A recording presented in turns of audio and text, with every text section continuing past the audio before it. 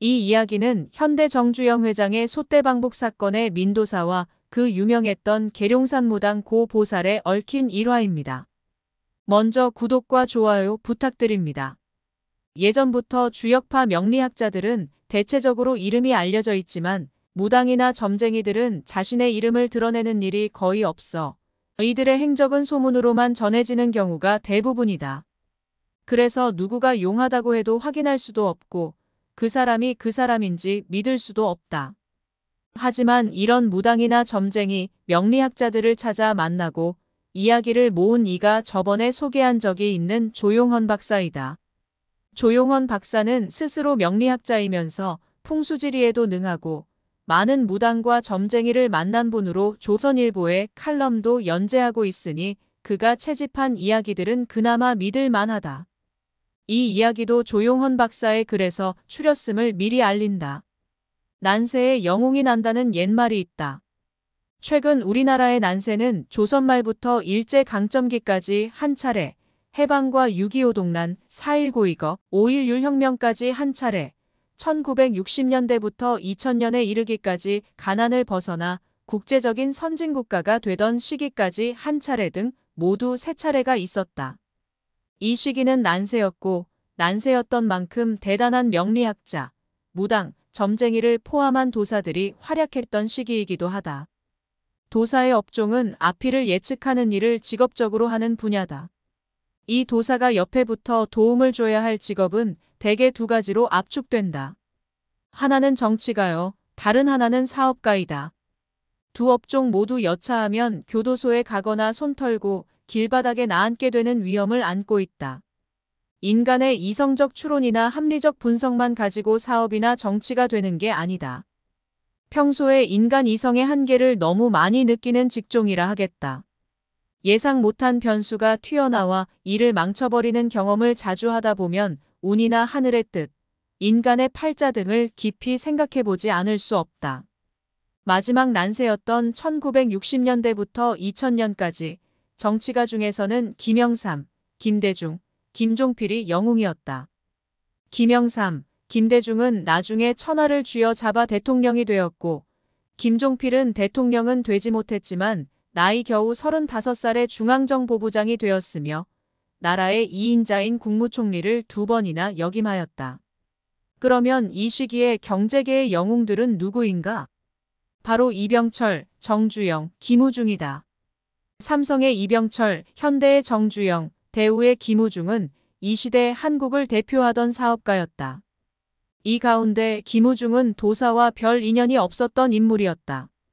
철저히 자신의 판단대로 사업을 해야 한다는 신념이 강했던 것일까? 도사를 신뢰하지 않았던 것일까? 아니면 A급 도사와 별 인연이 없었던 것일까? 도사복이 없으면 B급, C급들만 상대하다 허당을 짚는 수가 있다. 아무튼 김우중과 관련된 도사 이야기는 세간에 알려진 바가 없다. 이병철은 정주영보다 도사들을 훨씬 좋아했다. 많은 도사들과 인연을 맺었고 이들을 사업에 잘 활용했다고 보여진다. 정주영은 이병철보다는 덜하지만 때때로 활용하기도 했다. 그러나 스타일의 차이가 있다.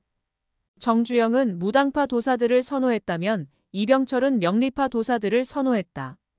무당파는 이론이 별로 필요 없다. 어떤 사람이나 사건을 보는 순간 바로 직감이 오는 타입이다. 마치 인공위성에서 전파를 수신하여 화면에 띄우는 내비게이션처럼 바로 화면에 뜬다. 명리파는 어떤가? 명리파는 명리학에 대한 이론적 섭렵이 이루어진 상태다.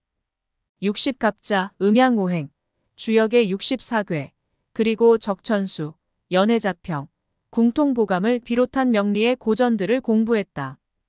어떤 사건을 설명할 때도 이러한 명리학 고전의 표현들을 인용한다. 그런데 명리고전을 독파한다는 것은 쉬운 일이 아니다. 난삽한 한문 용어들을 암기하고 이 용어들을 사물에 적용하는 연습도 해야 한다. 먹물이 필요한 것이다. 1998년 6월과 10월 두 차례에 걸쳐 정주영이 솥대를 몰고 휴전선을 넘어 북한을 방문한 사건이 있었다. 총 1001마리를 데리고 넘었다. 당시 83세의 정주영 회장은 1차로 트럭 50대에 500마리의 솥대를 싣고 판문점을 넘었다. 솥대 몰고 이북으로 간 사건은 기념비적 사건이었다. 미국의 뉴스 전문 방송 CNN도 이 솥대 몰고 넘어가는 장면을 화면으로 보도했다. 세계적인 토픽이 되었던 것이다. 굉장히 토속적인 이벤트로 세계인들에게 볼거리를 제공했고 거기에 함축된 의미도 깊었다. 그 철옹성 같던 휴전선을 뚫었다는 의미였다. 한국 사람들은 지난 수천 년 동안 쌀밥에 쇠고기국이 가장 먹고 싶은 음식이었다. 쇠고기국을 끓일 수 있는 소야말로 가축 중에서도 으뜸이었다. 가장 맛있고 영양가가 풍부한 고기는 쇠고기로 여겼다. 소를 몇 마리 가지고 있는가는 부의 척도이기도 했다. 중국은 돼지고기를 쳐주지만 한국은 쇠고기를 쳐준다. 이는 중국의 소보다도 한국의 소가 훨씬 맛있고 육질이 좋다는 사실을 의미한다. 이런 맥락에서 한국을 대표하는 가축은 소라고 말해도 과언은 아니다. 그런데 정주영은 어떻게 솥대를 몰고 휴전선을 넘어갈 생각을 하게 되었을까? 언뜻 생각하면 쉬운 아이디어 같기도 하지만 종합적으로 생각하면 이건 매우 심도 깊은 생각에서 나온 것이었다. 도사들이 보기에는 종교적이고 영적인 의미가 내포되었던 사건이었기 때문이다. 어떤 의미에서 종교적이고 영적이란 말인가? 휴전선 일대에는 수많은 귀신들이 쩔어 있는 지역이다. 6.25 전쟁 때 16개국에서 참전한 다국적 군대의 병사들이 이 일대에서 사망했다. 유엔 창설 이후로 한국 전쟁처럼 많은 나라의 군대가 참여한 것은 처음이었다. 유엔이 참여한 전쟁에서 10개국 이상의 군대가 참여한 전쟁은 없었다. 6.25가 유일하다.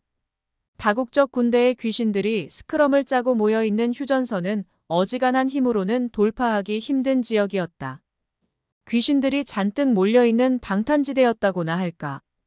이걸 힘센 솥대들이 돌파했다. 1000마리가 넘는 1001마리의 솥대들이 솥불로 들이받고 넘어갔다. 한 번 구멍을 내놓으면 그 다음에는 쉬운 법이다. 처음 구멍 내기가 힘들다.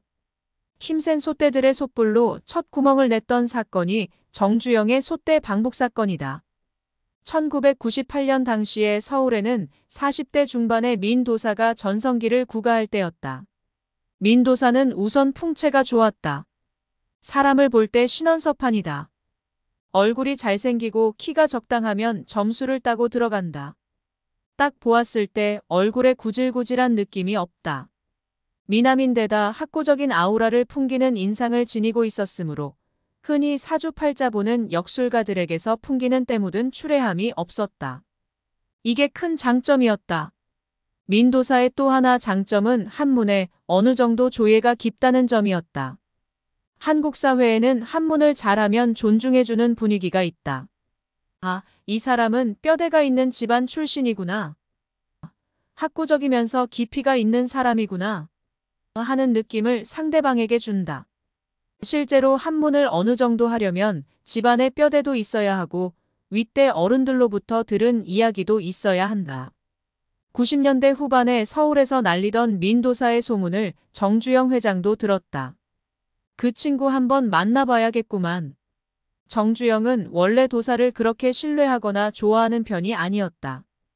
본인이 거의 도사였다. 외모는 투박스럽게 생겼지만 머리 돌아가는 것은 거의 번개불급이었다. 척 보면 딱이다. 눈치도 빠르고 상대방의 마음을 꿰뚫는 독심술도 발달한 사람이었다. 게다가 사업을 하면서 얼마나 많은 사기꾼과 구렁이, 여우를 상대해봤겠는가. 수많은 시행착오를 하면서 여기까지 올라온 재벌 오너는 도사라고 해도 과언이 아니다. 상대방이 문 열고 들어오는 걸음걸이만 보아도 저 사람은 믿을만하다.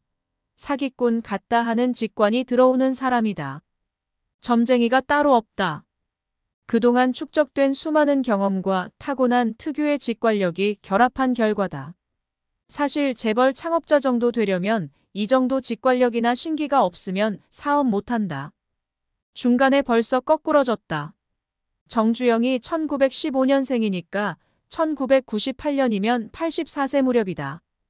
이미 산전수전, 공중전, 사막전까지 다 겪은 상태의 나이였다. 자신이 이미 도사인데 어지간한 도사 만나보아야 눈 아래로 내려다보기 쉽다. 이거 서푼짜리가 내 앞에서 까불고 있네 하는 심정 아니었을까.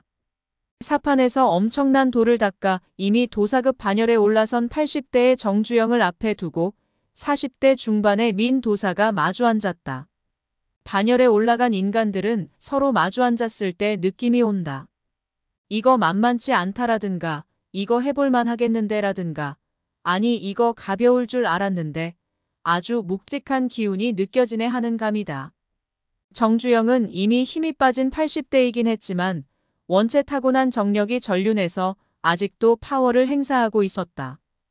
그 파워를 굳이 표현해보자면 회오리 바람이라고나 할까. 정주영은 회오리치는 기운을 타고났다.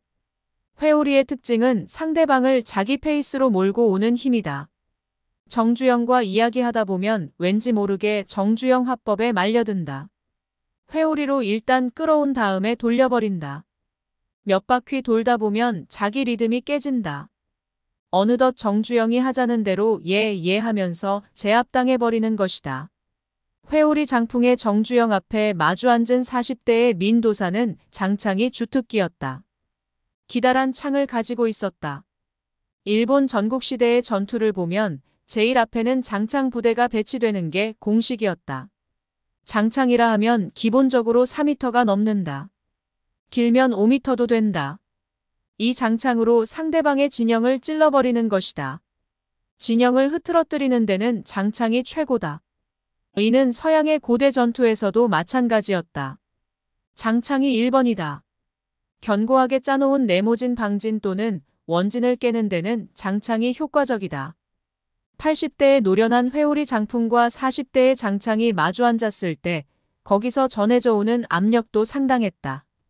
바둑의 고수 이세돌과 중국의 고수 칭하오가 바둑을 둘 때 옆에서 관전하다 보면 두 사람의 기운이 팽팽하게 격돌한다는 느낌을 받는다고 한다. 옆에서 구경하는 사람도 고기압과 같은 팽팽한 압력감을 감지한다는 이야기를 바둑 고수들도 자주 한다. 정주영과 민도사도 그랬을 것이다. 여기에서는 장창이 회오리 장풍을 뚫어버렸다. 회장님은 강력한 기운을 가지고 태어났습니다. 아직 그 에너지를 더 쓸 수 있습니다. 회장님 에너지로 38선 휴전선을 뚫어야 합니다. 38선의 벽은 귀신들이 꽉 짜고 있지만 회장님이 이걸 뚫어야 합니다. 뚫을 사람은 회장님뿐입니다. 민도사가 구사한 초식은 이런 것이었다. 정주영에게는 엄청난 펌프질이었다. 38선에 뭉쳐있는 귀신의 방어막을 당신만이 뚫을 수 있다는 민도사의 장창에 정주영은 제대로 찔려버렸다. 이 말에 뿅 간 셈이다. 그도 그럴 것이 정주영의 머릿속에서는 이 말을 듣고 아이템 하나가 번갯불처럼 떠올랐다. 그렇다. 소를 몰고 가자. 소떼를 몰고 그 귀신벽을 뚫으면 되지. 소는 머리에 뿔이 있잖아. 정주영이 소를 연상하게 된 계기도 있다. 이북에서 남한으로 피난 올 때 소 한 마리를 가지고 왔다. 그리고 이미 충청도 서산 농장에서 소떼를 키우고 있던 상태였다. 정주영이 생각하기에 자신의 본전은 소 한 마리라고 여겼을 가능성이 높다. 이미 평소 머릿속에 소가 입력되어 있었다고 보아야 한다. 이런 상태에서 귀신 방어막을 뚫을 강력한 도구가 뭘까를 생각하다 보니까 1초 내에 소떼를 몰고 가자는 아이디어가 불꽃처럼 솟아올랐다. 이렇게 해서 정주영은 소떼를 몰고 휴전선을 넘었다. 귀신들의 방어막을 뚫었다. 민도사의 영빨 아이디어를 접수해서 자신의 영빨 아이디어를 합친 결과물이 소떼방북이었다. 정주영은 민도사에게 거금의 복채를 냈다고 전해진다. 그 액수가 얼마인지는 알려지지 않았다. 고보살은 당시 계룡산 무당들을 대표하는 선수였다. 가장 큰 고객은 정주영이었다. 정주영은 고보살 말이라면 대부분 수용하는 편이었다. 정주영도 기가 센 사람이라 어지간한 무당들은 무시해버리는 스타일인데 고보살만큼은 존중했다. 미국의 사업가 록펠러가 했다는 유명한 말이 있다. 첫째도 운이고 둘째도 운이고 셋째도 운이다. 록펠러처럼 인생의 고비길마다 눈에 보이지 않는 운이 작용한다고 굳건하게 믿기도 어렵다. 월급쟁이는 이렇게까지 생각하지 못한다. 규칙적인 루틴을 반복하는 직업에서는 어느 정도 예측대로 인생이 굴러간다고 여긴다. 그러나 사업가는 사업을 하면서, 정치가는 정치라는 생물을 다루면서 운을 느낀다. 운을 느낀다는 것은 무엇일까? 이는 인간 이성의 한계를 느끼는 것과 같다. 이성의 한계를 느낄 때 하늘의 섭리가 무엇인지에 대해 귀를 기울이게 된다. 사업과 정치를 통해 도를 닦은 셈이다. 사업과 정치라는 양대 산업 중 정치는 최근 들어 도사의 역할이 급격하게 줄어들었다. 다름 아닌 여론조사라는 업종이 등장했기 때문이다. 민심이 무엇인지 파악하는 일도 예전에는 도사의 업무였다. 풍수도참이나 예언을 통해 민심을 자신이 의도하는 바대로 유도하는 것도 도사의 업무였다. 예를 들면 고려 후기에 유행했던 목자득꽃 같은 도참이 그것이다. 목자는 이씨를 가리킨다. 이씨가 나라를 얻는다는 여론조작이었다. 결국 이성계가 왕이 되었으니 이 도참은 들어맞은 셈이다. 뒤이어 정감록이 등장했다. 정씨가 왕이 된다는 도참은 들어맞지 않았다. 아직도 진행 중이라고 해야 할까? 이러한 예언이 담긴 도참은 모두 도사들의 작업 영역에 속했다. 그러나 지금은 여론조사 기관이 이를 상당 부분 대체했다. 지지율이 몇 %인가? 지지율에 목을 맨다. 이것이 정치를 좌우한다. 당연히 여론조사 기관이 여론 지지율을 주무른다. 그것이 맞든 안 맞든 간에 여론조사 기관이야말로 현대의 도사 업종임이 분명하다. 정치에는 여론조사라는 새로운 업종이 등장했지만 사업 분야는 아직 도사들의 영역이 남아있다. 무당들이 담백한 맛이라면 명리파는 먹물 냄새를 풍긴다. 물론 무당파나 명리파도 아주 고차원에 도달하면 그 구분이 크게 의미 없다. 접신과 먹물이 서로 화학적으로 융합되는 단계가 나타나기 때문이다. 충남 계룡산에는 신도안이라는 지역이 있다. 조선을 세운 이성계가 한때 새로운 도읍지로 삼으려고 시도했던 곳이다. 도성에 궁궐을 짓기 위해 커다란 주춧돌을 가져다 놓기까지 했다. 그러나 끝내 도읍지로 삼지는 못했다. 이곳에 궁궐은 들어서지 못했지만 그 후로 여러 문파의 도사들이 거주했다. 특히 정감록을 신봉했던 풍수도참 비기파들은 신도안을 대단한 명당으로 믿었다. 이곳에서 돌을 닦아야만 후천개벽 세상의 정도령이 된다고 철석같이 믿었다. 제주 4.3 사건 때 학살을 피해 육지로 피난 나온 사람들이 상당히 있었는데 이 제주도 사람들이 선호했던 피난지가 바로 신도안이기도 했다. 계룡산은 이름도 이채롭다. 닭과 용이다. 밝은 시간에 맞춰 소리를 내는 동물이다. 때를 알린다. 닭이 천시가 도래했음을 알리면 용이 조화를 부린다는 의미가 내포되어 있는 산이 계룡산이다. 신도안에는 60년대 후반부터 70년대에 걸쳐 고보살이 있었다.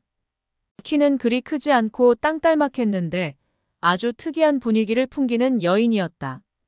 바로 턱에 6, 7cm 길이로 나 있는 수염 세 가닥 때문이다. 여자 턱에서 나온 수염은 그 자체가 카리스마였고 이 수염으로 상대방의 기선을 제압하곤 했다. 고보살은 당시 계룡산 무당들을 대표하는 선수였다. 가장 큰 고객은 정주영이었다. 정주영은 고보살 말이라면 대부분 수용하는 편이었다. 정주영도 기가 센 사람이라 어지간한 무당들은 무시해버리는 스타일인데 고보살만큼은 존중했다. 고보살의 세 가닥 수염 탓이 아닌가 짐작해본다. 여자도 아닌 것이 남자도 아닌 것이 원래 돌을 많이 닦으면 양성통합적인 인격이 발현된다. 남성과 여성의 장점을 모두 겸비하는 인격을 갖춘다. 섬세할 때는 여자이면서도 결정을 내릴 때는 무쇠팔의 남자였다. 이 고보살과 정주영의 합작품이 바로 강남 땅 개발이었다. 70년대 초반 강남 땅을 개발하기 시작할 때 고보살이 코치했다. 그 코치라고 하는 것은 땅에다 선을 긋는 작업이었다. 이쪽으로 선을 그어요. 여기서부터는 서기가 솟는 땅이에요. 이러한 서기가 솟는 곳에서 살아야 돈이 모이죠. 특히 이쪽에 한강물이 감아도는 지점은 정 회장님이 꼭 건물을 지으세요. 물이 감아돌아야 돈이 쌓이죠. 그리고 저쪽은 그냥 두세요. 거기는 별 볼 일 없는 땅이에요. 강남의 도시계획을 짠 가장 핵심 인물은 신도안의 고보살이었다고 해도 과언이 아니다. 영발로 땅을 찍은 것이다. 발 중에 가장 넓은 발이 영발이다. 당시 고보살은 땅을 보는 주특기가 있었던 모양이다. 도사들도 각기 주특기가 다르기 때문이다. 정주영은 가끔 고보살이 사는 계룡산 신도안에서 큰 제사를 지내곤 했다. 제사 비용을 푸짐하게 지불했음은 물론이다. 재벌 창업자는 돈을 안 쓸 때는 아주 구두쇠이지만 돈을 써야겠다고 마음먹으면 동그라미 하나가 더 붙는다. 정주영이 신도안에서 제사를 지낼 때는 그 일대 다른 도사들이 밥을 하지 않았다고 전해진다. 음식을 하도 푸짐하게 장만한 탓이다. 신도안에 거주하는 도사가족 수백 명이 한꺼번에 먹을 수 있는 정도의 음식을 장만했다. 정주영은 무당들을 좋아했다. 신도안의 고보살이 그 무당파를 대표하는 인물이라고 생각한다. 고보살. 그녀는 어떤 영빨을 지닌 여자였길래 왕 회장이었던 정주영을 사로잡았단 말인가. 사로잡았다는 말이 좀 과하면 정주영을 설득시킬 수 있는 힘이 있었다고 할까. 재벌 오너를 설득시키기는 것은 굉장히 힘들다. 재벌 오너 정도 되면 그 자리에 오기까지 수많은 속임수와 사기 사건, 그리고 배신당하는 경험을 겪어온 사람이다.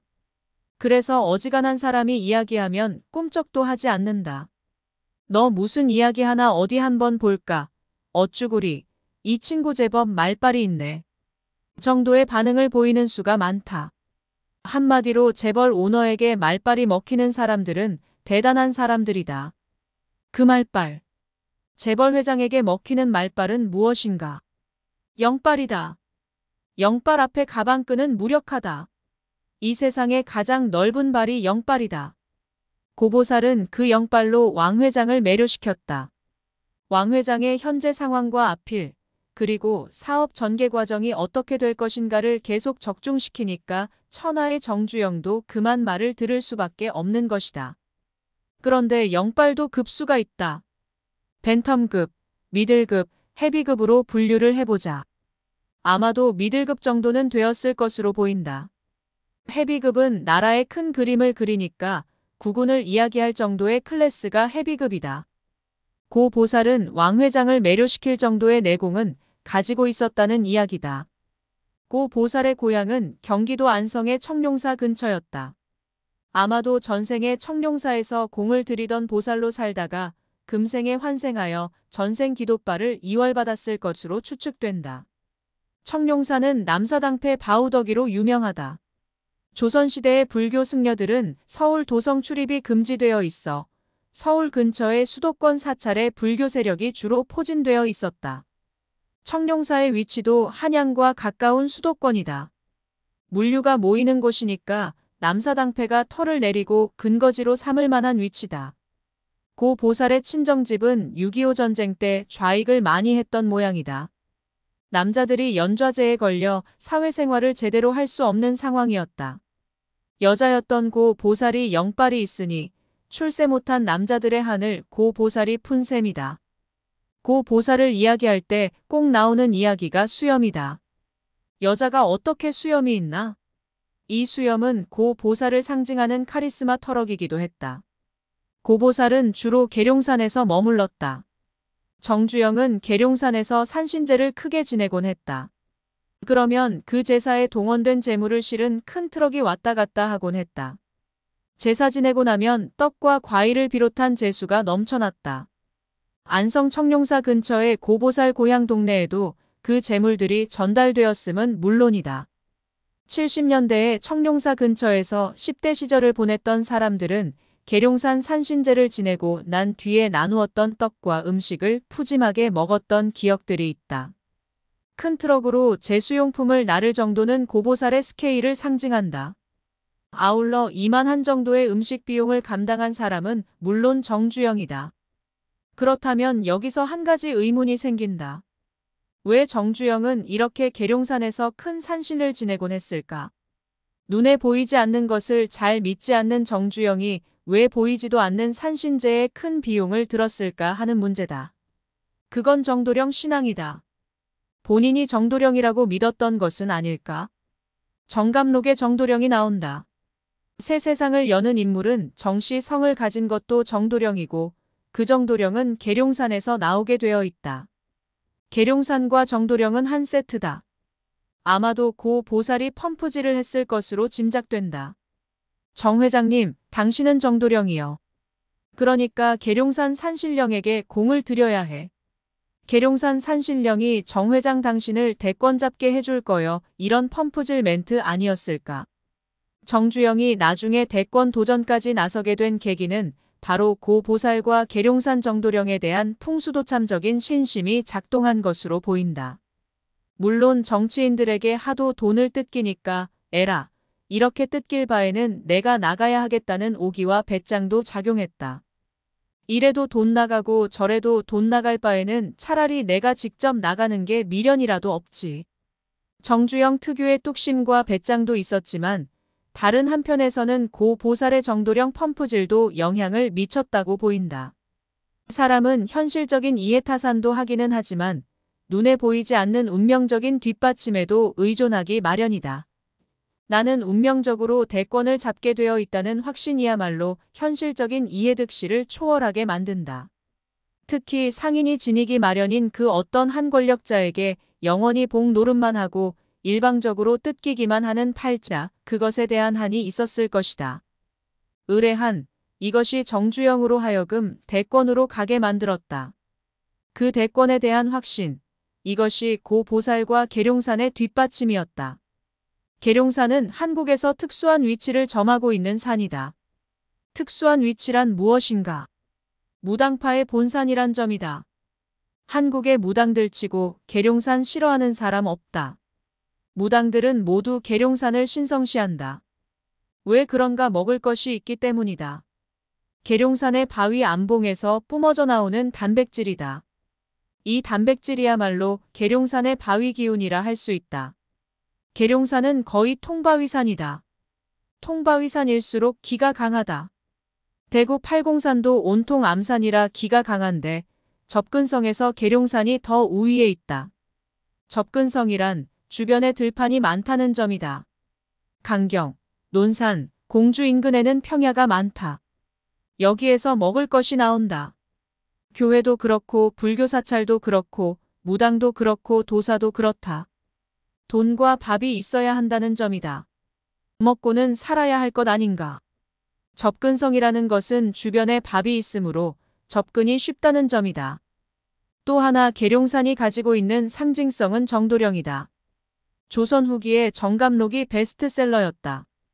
여자들에게는 토정비결이 베스트셀러였지만 남자들은 정씨가 나타나서 세상을 개혁한다는 정도령 스토리에 매료되었다. 그 정도령 스토리의 교과서가 정감록 아닌가. 말하자면 계룡산에서 정도령이 출현한다는 이야기로 이어진다. 계룡산은 후천 개벽을 주도할 정도령이 등장하는 산이었다. 그래서 정감록 신봉자들은 조선 후기에 계룡산으로 집결했다. 계룡산 주변에는 정도령이라고 하는 한국판 메시아 출현을 기다리는 인파들로 북적거렸다. 제주도 사람들이 계룡산으로 이사 오기도 했다. 제주에서 4.3 사건이 일어나자 일부는 육지로 피난을 나왔는데 그 피난 나온 사람들 중 상당수는 계룡산 밑으로 이사 왔다. 서울대 사회학과 교수를 지내고 지금은 단군 조선을 비롯한 한국 고대사에 천착하고 있는 신용하 선생. 이 양반 윗대도 풍수도참 신봉자였다. 제주도에서 살다가 계룡산으로 이사 왔던 것이다. 그러다 보니 조선왕실에서는 계룡산을 위험지역으로 분류했다. 정권을 뒤집어 엎는 안티 세력은 계룡산에서 나온다고 보았다.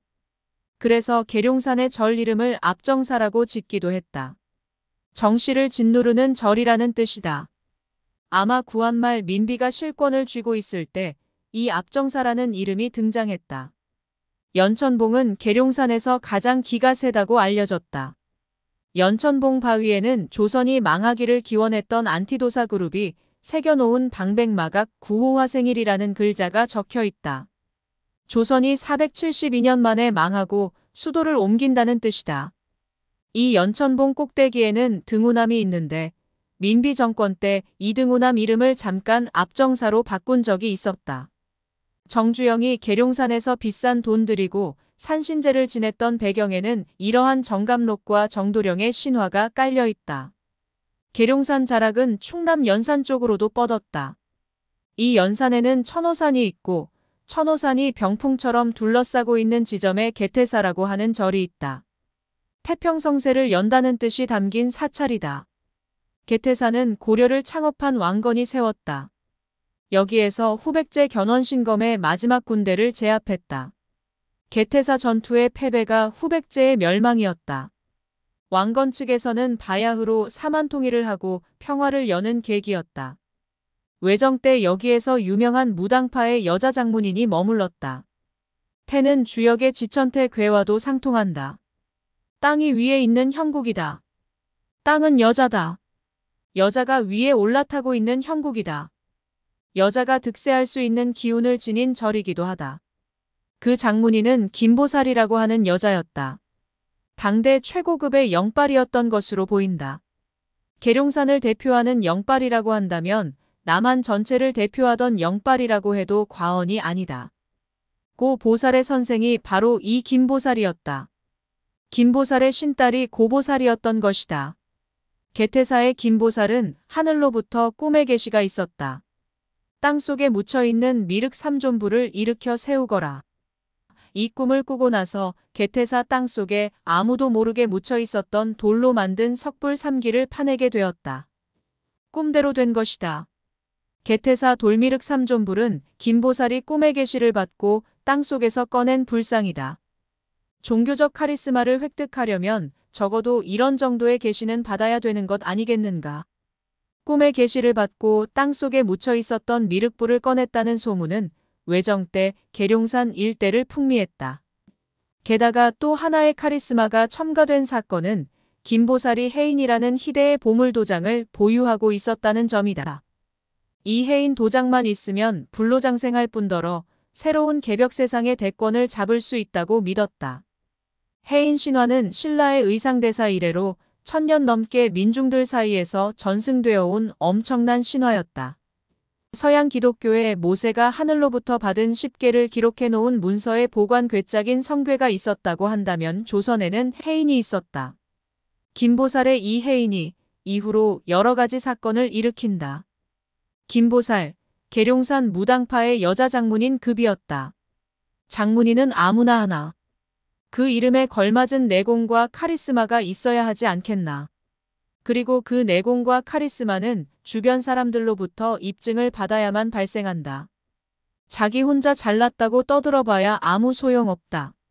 땅속에 묻혀있던 돌미륵 삼존부를 용케도 알아내서 이를 꺼냈다는 사실, 땅속에 묻혀있는 나를 꺼내달라는 계시를 꿈에서 받고 이를 꺼냈다는 거 아닌가. 지금도 사찰 경내에 서 있는 개태사 미륵 삼존불이 이를 증명한다. 김보살의 카리스마를 뒷받침하는 또 하나의 근거는 해인이었다. 해인은 신비스러운 도장을 가리킨다. 원래는 신라 의상대사의 깨달음을 압축한 법성계였다. 대승불교의 하이라이트인 화엄철학의 정수가 여기에 담겨 있다. 의상대사의 박사 논문이라고도 할 수 있다. 법성계는 원래 개송이었지만 이것이 시간이 흐르면서 하나의 도장으로 표현되었다. 법성계 전체 내용이 만자 모양으로 디자인되어 나오면서 이 디자인을 도장으로 표현하게 되었던 것이 아닌가 싶다. 원래는 법성계의 철학을 깨달아야 생과 사가 없는 이치를 알게 된다. 화엄경에서 말하는 해인산매에 들면 이렇게 된다. 세상 만물이 바닷물에 고요히 비치는 것처럼 보이는 상태다. 이걸 알면 죽음도 없다. 죽음도 한낱 개념일 뿐이라는 사실을 깨닫게 된다는 것이었다. 그러나 깨닫기가 어려우니 이것이 주술화된다. 해인이라는 도장을 가지고 있으면 죽음도 없고 천하의 대권을 잡게 된다고 믿게 되었다. 주체적 깨달음이 객체적인 주술신앙으로 변한 셈이다. 하여튼 시대가 혼란기에 접어들수록 이 해인 신앙은 민초들에게 더욱 주목받았고 난세에 직면할 때마다 해인에 대한 궁금증은 더해가기만 했다. 계룡산 개태사의 화주보살인 김보살에게 이해인 도장이 있다는 소문이 강호를 휩쓸었다. 그 재질은 무엇인가요? 비금비석이었다고 해요. 쇠도 아니고 돌도 아니었다는 것이죠. 크기는 어느 정도나 되었다고 합니까? 가로세로 10cm 정도 크기입니다. 그 해인 도장에는 어떤 글귀가 써 있었다고 합니까? 한자로 4글자씩 4개가 써 있었다고 합니다. 이런 내용이죠. 성인의 꿈에 조화로움이 나타나니 현명한 기운이 범천의 빛이로다. 돌을 가리켜주는 하늘의 선생이시니 옥돌이 묘하고 빛이 나는구나. 이 해인은 팔만대장경을 보관한 가야산 해인사 장경각의 깊숙한 곳에 보관되어 있었다고 한다. 대원군 때였다. 정만인이 대원군 아버지 남현군의 자리를 써주었다. 임금이 나올 명당 자리를 써준 대가로 대원군에게 해인 도장을 달라고 요구했다. 대원군은 해인사 장경각에 있던 해인을 꺼내도록 해서 정만인에게 주었다. 정만인은 이 해인을 가지고 어디론가로 숨어버렸다고 전해진다. 그 뒤로 행방이 묘연했던 이 해인은 고종대에 다시 입수해서 보관하게 되었다. 1910년 한일합방으로 나라가 망하면서 다시 민간으로 흘러나와 개태사 화주보살에게 들어왔던 것이다. 개태사 화주보살이 해인을 가지고 있다는 소문은 전국의 도사들 사이에서 퍼졌다. 개태사에 해인이 있다더라. 당시 지리산 칠불사에는 윤포산 스님이라는 도인이 있었다. 윤보선 대통령 집안이다. 칠불사에서 수도할 때 3번이나 방광을 했던 인물로 유명하다. 방광은 밤에 멀리서 볼 때 빛이 환하게 비추는 현상이다. 도인이 있는 자리에서는 방광이 발생한다고 여겨진다. 도인은 빛을 발하는 인물이기 때문이다. 윤포산이 칠불사에서 3번이나 방광을 할 때 지리산 화계 계곡의 사람들은 칠불사에 불이 난 줄 알았다고 한다. 당시 불교계에서 한참 이름이 났던 도인 스님이 윤포산이었다. 그 윤포산이 개태사를 지나가게 되었다. 윤포산을 한번 본 화주보살은 빠지게 되었다. 윤포산의 이마에서 빛이 나고 있었기 때문이다. 스님은 후천세계의 세상을 구할 큰 인물입니다. 정도령이십니다. 그러니까 여기에 머무르셔야 됩니다. 여기에 해인도 있습니다. 이 해인을 보십시오. 해인의 주인이 되면 황제가 됩니다. 해인을 드리겠으나 단 조건이 있습니다. 제 딸을 부인으로 맞아 데리고 사셔야 됩니다. 화주보살은 윤포산에게 해인도 보여주고 자기의 예쁜 딸도 주었다. 천하의 도인 윤포산도 대권 잡는다는 해인의 매력에 빠지게 된 것이다. 물론 화주보살의 딸과 함께 말이다. 윤포산은 가끔 골룡포를 입었다고 전해진다. 해인을 손에 넣고 황제 행세를 한 것이다. 해방 전인 대동아 전쟁 말기에 개태사 화주보살이 해인을 가지고 있다는 소문은 일제 경찰에게도 주목할 사건이었다. 사람들이 모여들기 때문이다. 이 해인을 가지면 일본은 망하고 새로운 나라가 생겨난다는 믿음도 있었다. 해인을 가지고 있다는 죄목으로 화주보살도 강경경찰서에서 7개월간 유치장 생활을 했다. 이 해인은 외정 때 강경법원에 보관되다가 다시 군산법원에 보관되었고 해방이 된 뒤인 1946년에 화주보살이 정치인들에게 부탁하여 다시 해인을 손에 쥐게 되었다. 그러고 나서 윤포산에게 건넸던 것이다. 윤포산은 1959년에 죽었다.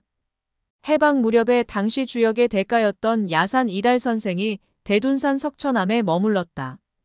대둔산과 개태산은 가까운 거리다. 화주보살은 주역의 대가이며 신묘한 이치에도 통달했다고 알려진 야산 선생에게 이 해인에 새겨진 전서체의 한문 글씨 내용이 무슨 내용인지를 물어보았다. 야산이 해인에 새겨진 전서체 글자를 해석한 내용이 성몽화령 현인범광 교도천사 구묘여경이다. 야산의 손자인 이응국이 쓴 난세의 사상가 야산이달에 보면 야산과 화주보살, 해인에 얽힌 내용이 나온다. 문제는 해인이었다. 윤포산이 죽은 후 다시 해인을 가지고 있던 화주보살은 진보 진영의 대부 백기환에게도 영향을 미쳤다고 한다. 70년대에 개태사를 우연히 들르게 된 백기환. 백기환은 신원서판이 남다르다. 인물이 좋다. 호남형으로 생겼다. 체격도 있다. 더군다나 선이 굵고 호쾌한 기질이 있는 조선의 범이라 불렸던 인물이다. 70년대면 백기환 나이 40대다. 남자 나이 40대면 사람이 약간 발효되면서도 강건한 기질이 작동하는 시기다. 백기환을 보자마자 물건이로구나를 직감한 80대의 화주보살은 백기환에게 해인을 보여주었다. 당신 세상에서 큰일 할 인물이다라고 예언하지 않았나 싶다. 앞으로 대권 잡을 것이다라고 펌프질을 하지 않았을까 추측된다. 계룡산 무당파의 여자 장문인으로서 난다긴다 하는 당대의 인물들을 접해보았던 화주보살은 어지간한 남자들은 남자로도 여기지 않는다. 그러나 영빨이 있던 화주보살이 보는 안목에서도 백기환은 탐나는 젊은 인재였던 것이다. 백기환이 후일 민중대표로 2번이나 대통령 선거에 출마했던 배경에는 개태사의 해인이 영향을 미치지 않았나 싶다. 그러나 백기환은 대통령이 되지 못하고 2021년 사망하였다. 아무리 영빨이 좋아도 다 알 수는 없는 일이었다. 아니면 나이가 들어 영빨이 쇠했을지도 모른다. 구독과 좋아요 부탁드립니다.